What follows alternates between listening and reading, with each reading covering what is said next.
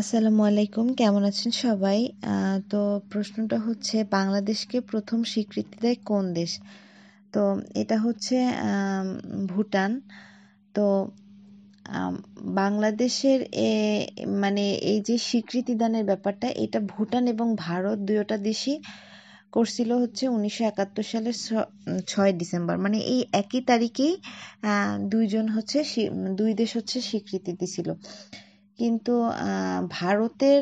ভারত যখন স্বীকৃতি দিছে তার কিছু কিছু মানে কয়েক ঘন্টার আগে ভুটান হচ্ছে তার বার্তার মানে মাধ্যমে হচ্ছে স্বীকৃতি দিছিল বাংলাদেশকে। তো সেই হিসেবে ভুটানই হবে হচ্ছে বাংলাদেশের প্রথম স্বীকৃতি দানকারী দেশ।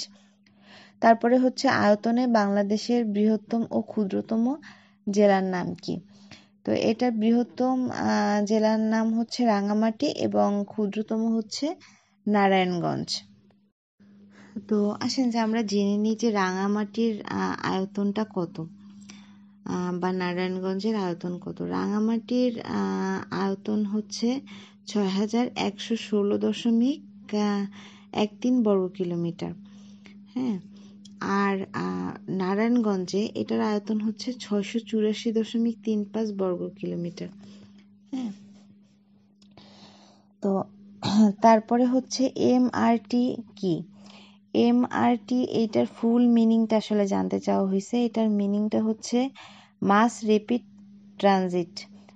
মানে এটা হচ্ছে এই যে ঢাকা মহানগরী যেটা, এখানের যে এই যে আমাদের একটা যানজটের সমস্যা আছে, এই সমস্যাটা সমাধানের জন্য 2016 সালে এটা প্রথম করা হয়। তার তখন সেটার নাম ছিল হচ্ছে ঢাকা মাস রেপিড ট্রানজিট ডেভেলপমেন্ট প্রজেক্ট। হ্যাঁ, আর এই প্রজেক্টের আওতায় হচ্ছে 20.1 কিলোমিটার দৈর্ঘ্যের রেলপথ তৈরি করা হবে, এরকম সিদ্ধান্ত নেওয়া হয়েছে। তো এটাই হচ্ছে মাস রেপিড ট্রান্সপোর্ট, মানে এমআরটি। তারপরে হচ্ছে ইউনেস্কো কি? তো ইউনেস্কো এই শব্দটার সাথে আমরা অনেকেই পরিচিত।